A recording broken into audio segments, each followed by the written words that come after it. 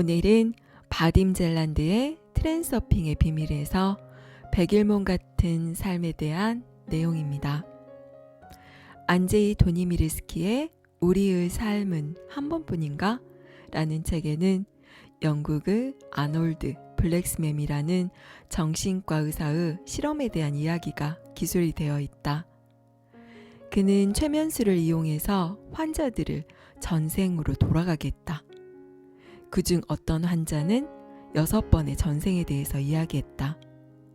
맨 처음 그녀는 영국에서 로마 총독의 부인이었고, 다음은 유대인 대금업자의 부인이었으며, 그 다음에는 파리의 어느 상인의 집에서 일하던 하녀였고, 또한 스페인 카스틸리아의 어느 왕자의 궁녀였으며, 런던에서는 재봉사로 살았었고, 미국 어느 주에서는 수녀로 살았었다. 이 모두가 2000년 동안 일어난 일이었는데, 역사학자들이 사건과 날짜를 꼼꼼하게 확인한 결과 모두가 사실이었다. 이 모든 사실을 종합해서 고려해보면 환생이 존재한다는 것은 틀림없는 것 같다. 단 한 가지 난점은 전생을 기억하는 사람들이 왜 그토록 드문가 하는 점이다. 그 기억은 주로 어린 시절에 떠오르고 시간이 흐를수록 기억 속에서 점차 희미해지다가 결국은 완전히 지워져 버린다. 실제로는 기억이 지워지는 게 아니라 단지 인간의 인식이 그로부터 차단되는 것일 뿐이다. 현실 속에서 꿈꾸는 것과도 같은 이 백일몽 같은 삶에서 깨어나면 누구나 전생을 기억할 수 있다. 어린아이가 4살까지는 꿈과 현실을 잘 구별하지 못한다는 사실은 잘 알려져 있다. 그들은 전생을 기억할지도 모르지만 어른들은 그들에게 이성적인 세계관을 강요하여 그것을 인식하지 못하게 만든다. 또한 인간은 4살 이전의 자기 모습을 잘 기억하지 못한다. 왜 그럴까? 아이는 우둔해서 자신을 인식하지 못해서일까? 그것은 전적으로 엄청난 오해다. 실제로는 아이들의 의식의 각성도가 어른보다 훨씬 더 높다. 오히려 어른들이 백일몽에 정신없이 빠져있기 때문에 전생도 유아 시절도 기억을 못하는 것이다. 어떻게 이런 일이 생기는지를 한번 살펴보자. 새로운 육신을 입고 태어나면 영혼은 뒷전으로 밀려나고 마음이 최고의 지위를 획득한다. 마음이란 무엇인가? 태어날 때부터 무엇이든지 기록할 수 있는 백지이다. 사람은 태어난 이래로 이 백지 위에 기록된 틀에 박힌 형식에 따라 자신과 주변 현실을 인식하게 된다. 이 틀에 박힌 형식이 선명할수록 영혼과 마음 간의 차이가 벌어지는 것이다. 사람은 배운 대로 현실을 인식하게 된다. 각성된 의식은 2가지 차원으로 나눌 수 있다. 첫째 차원은 주의이고 둘째는 지각이다. 태어나자마자 지각력이 묻혀버리는 것은 아니다. 아이가 직관적 지혜와 투시력을 발휘할 수 있다는 사실은 널리 알려져 있다. 달리 말하자면 가능태 공간에 있는 정보에 직접 접속할 수 있고 세계를 있는 그대로 인식할 수 있는 것이다. 그러나 꿈에 빠진 어른들은 이내 어린아이를 엄하게 꾸짖기 시작하고 아이를 그 꿈의 좁은 틀 속에 가둬넣는다. 그들은 아이들의 자유를 제한하고 주의를 한 곳에 집중하게 함으로써 그렇게 한다. 아이들의 주의를 물질 현실의 속성에만 집중시키는 것이다. 여길 봐. 내 말을 잘 들어. 그렇게 하지 마. 이렇게 해. 주의가 점령되면 인식의 범위가 좁아진다. 지각력이 없어지고 무의식적인 꿈의 상태와 다를 바 없는 상태로 빠져버린다. 실제로 주의의 초점을 좁은 범위에 붙들어 매놓으면 사람은 자기 발만 보며 걷는 것처럼 살기 때문에 주변을 둘러보지 못한다. 틀에 박힌 세계관은 사람을 모든 것의 당위를 결정하는 프로크루테스의 고정관념 속으로 쑤셔 넣는다. 무의식적인 꿈속에서는 주의와 지각이 극도로 고착된다. 사람은 상황을 그대로 받아들이고 사건의 전개에 영향을 미칠 수 없는 자신의 무력함을 절감한다. 결과적으로 꿈꾸는 사람은 사건에 완전히 사로잡혀서 꿈은 그의 의지와 상관없이 제멋대로 일어나고 그것을 어찌할 수가 없게 되어버린다. 시나리오는 두려움과 기대에 맞추어 저절로 펼쳐진다. 기대와 생각들이 꼬리를 물고 걷잡을 수 없이 흘러간다. 자각몽에서는 각성도가 이미 높아져 있어서 꿈꾸는 사람이 강한 의지로서 사건, 과정에 영향을 미칠 수 있다. 그가 이것은 모두 꿈이야 하고 인식하면 그에게는 놀랄만한 능력이 생긴다. 자각몽 속에서는 불가능이란 없다. 사건을 멋대로 조종할 수 있고 날아다니는 것과 같은 상상을 초월하는 일들을 할 수 있다. 이 모든 것은 그의 주의와 지각이 고착되어 있던 대상에서 벗어나서 고개를 들어 주변을 둘러보면서 자신의 위치를 알아차리기 때문에 가능해지는 것이다. 그러나 눈을 뜨고 깨어있는 동안에는 이상하게도 각성도가 다시 저하된다. 대부분의 경우 생각은 제멋대로 날아다녀서 한 주제에서 다른 주제로 널뛰듯 마구 돌아다닌다. 보통 불안한 걱정거리나 흥분시키는 일들이 의식을 완전히 사로잡고 있어서 늘 어느 정도 마음을 갉아먹고 있다.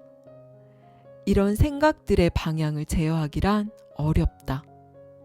최악의 예감과 부정적인 반응들이 사람의 의지와 상관없이 현실을 지어낸다. 지각과 주의가 문제거리, 괴로운 생각이나 상황에 고착되어 버린다. 그 결과 사람은 마치 눈뜨고 꿈꾸는 것처럼 자기만의 근심과 걱정 속으로 빠져든다. 아이들은 이런 식으로 어른이 되어가는 것이다. 어른이 된 사람은 자신의 꿈에 맞지 않은 어린아이를 우둔하다고 생각한다. 물론 아이에게는 새로운 환경에서 생존하는 법을 가르쳐 주어야 한다. 하지만 그럴 때 불가피하게 기이한 현상이 발생한다. 물질 세계의 좁은 틀 속의 법칙을 익히면 익힐수록 의식의 각성도가 저하되고 그에 따라 현실의 형이상학적 측면을 인식하는 능력이 상실되면서 사건 과정에 영향을 미칠 수 있는 힘을 잃게 된다. 성인들은 상황을 심각하게 받아들이고 근심에 빠지기 시작했을 때부터 자기 게임의 포로, 즉 상황의 포로가 되었다. 하지만 어린아이는 자기의 게임에 대해 완전한 통제력을 가지고 있다. 이 모두가 게임인 것을 매 순간 알아차리고 있기 때문에 그의 각성도는 높다.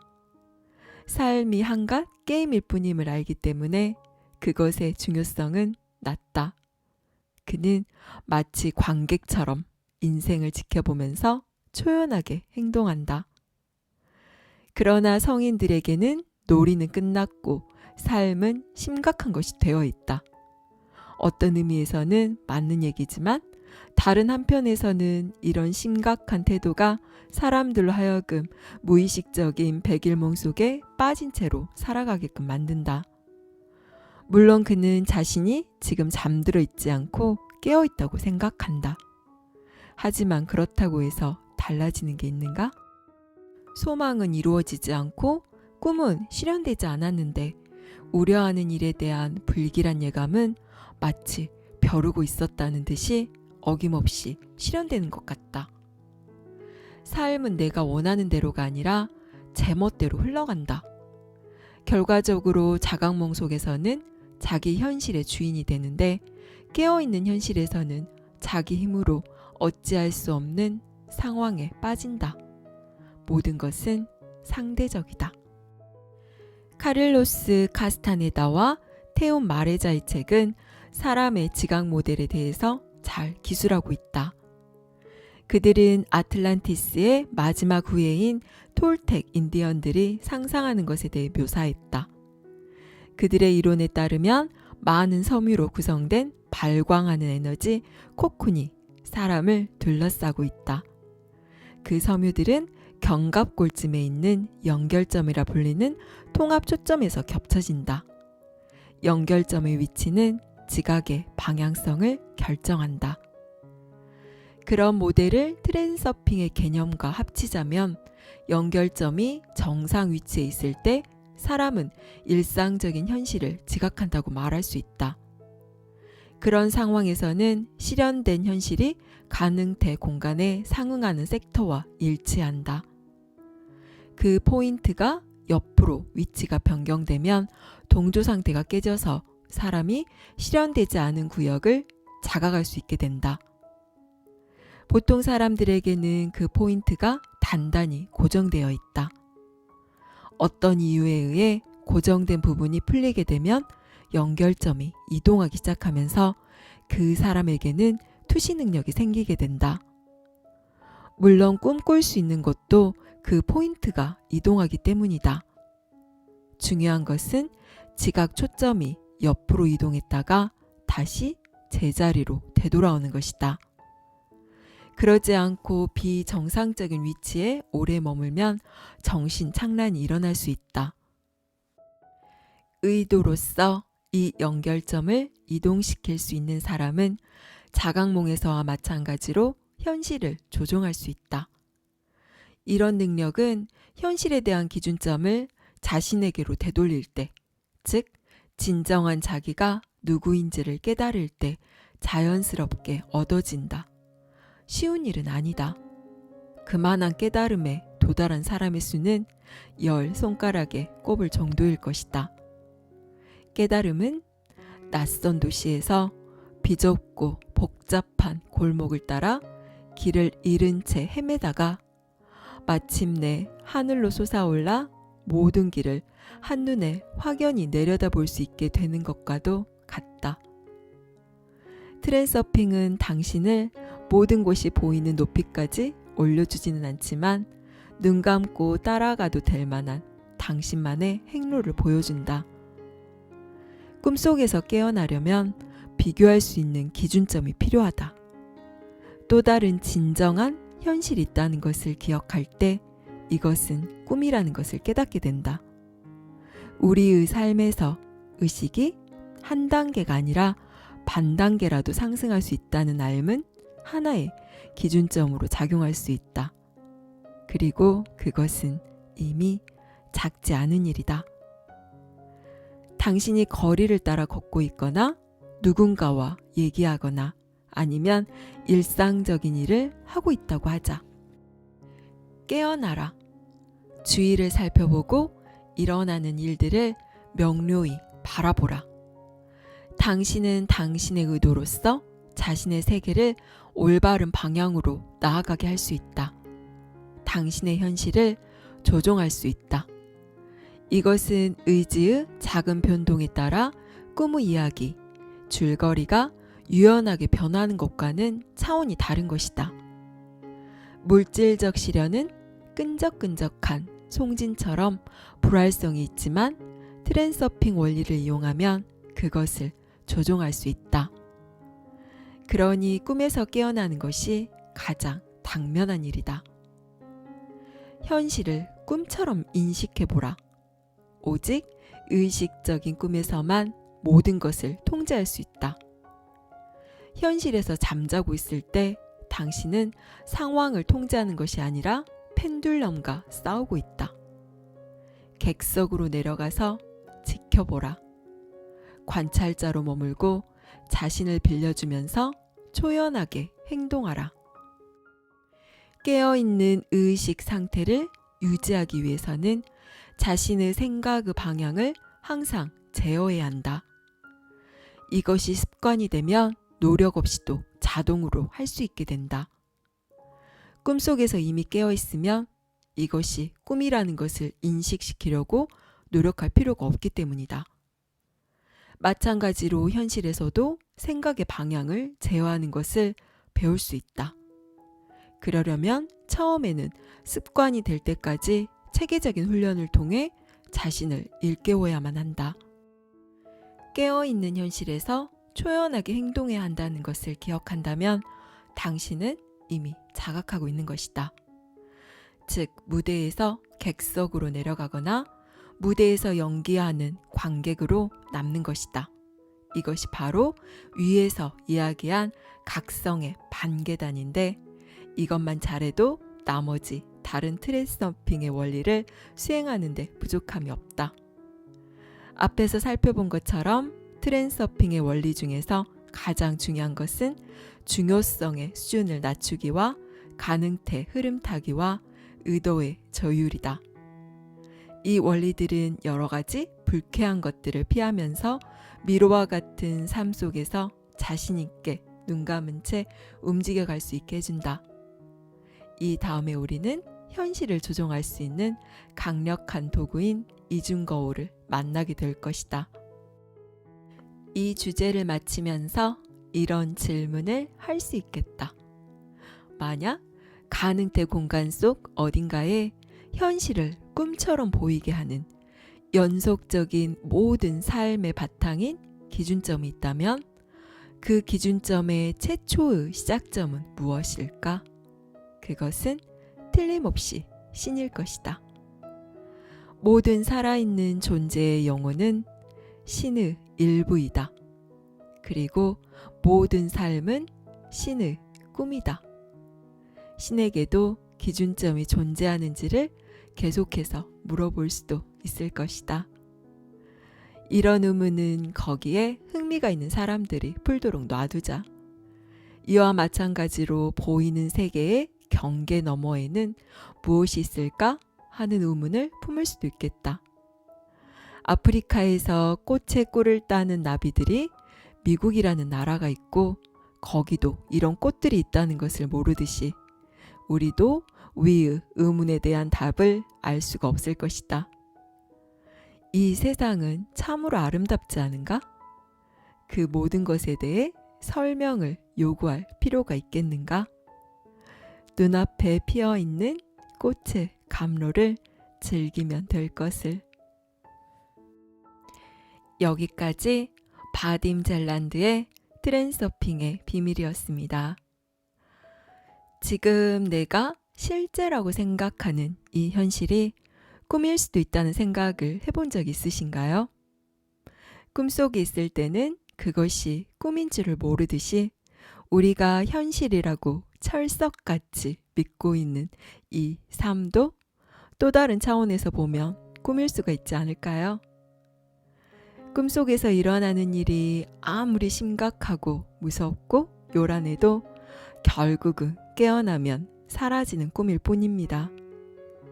우리의 삶도 마찬가지로 아무리 심각하고 중요하고 대단해 보이는 것들도 한순간 깨어나면 없어지는 허상에 불과합니다. 삶에서 당신을 좌지우지하는 심각하고 중요한 일은 무엇인가요? 당신을 한없이 아래로 잡아당기는 삶의 무거운 짐은 무엇인가요? 당신이 꽉 붙들고 놓지 못하는 그것은 무엇인가요? 그 모든 것들은 당신이 생각하는 것처럼 그렇게 심각하고 대단하고 중요한 그 어떤 것이 아닐 수도 있음을 알아차려 보세요. 당신이 삶이라는 꿈에 너무 몰입한 나머지 그렇게 느껴지는 것일 뿐입니다. 내가 실제라고 여겨지는 이 현실에서 딱 한 발짝만 떨어져서 바라보세요. 그러면 그 공간 사이로 이 모든 것들이 내가 꾸며낸 이야기임을 알 수 있습니다. 감사합니다. 사랑합니다.